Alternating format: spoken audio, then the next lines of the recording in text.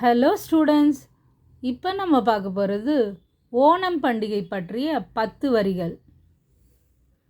ஓணம் என்பது கேரளாவின் மிகவும் முக்கியமான மற்றும் அதிகாரப்பூர்வமான பண்டிகை ஆகும்.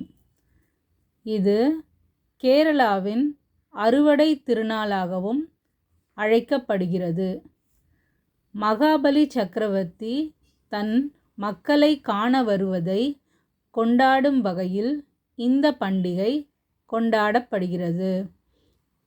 மலையாள ஆண்டின் சிங்கம் மாதத்தில், அதாவது ஆவணி மாதம் தொடங்கி 10 நாட்கள் கொண்டாடப்படுகிறது.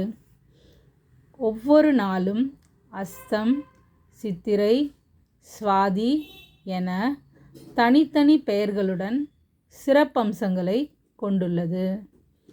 மக்கள் அதிகாலையில் எழுந்து குளித்து புதிய வெண்ணிற ஆடைகளை அணிந்து கொள்வார்கள்.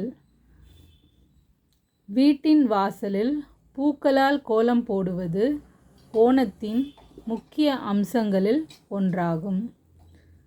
ஓண சத்யா என்ற பாரம்பரிய விருந்தை குடும்பத்தினர் அனைவரும் சேர்ந்து உண்டு மகிழ்வார்கள்.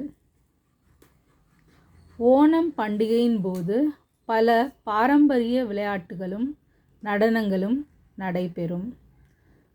சாதி மத பேதமின்றி அனைவரும் இணைந்து கொண்டாடும் ஒரு மகத்தான திருவிழா ஓணம் ஆகும். ஓகே ஸ்டூடெண்ட்ஸ், லைக் பண்ணுங்கள், ஷேர் பண்ணுங்கள், கமெண்ட் பண்ணுங்கள். மறக்காமல் நம்ம சேனலை சப்ஸ்கிரைப் பண்ணுங்கள். தேங்க்யூ.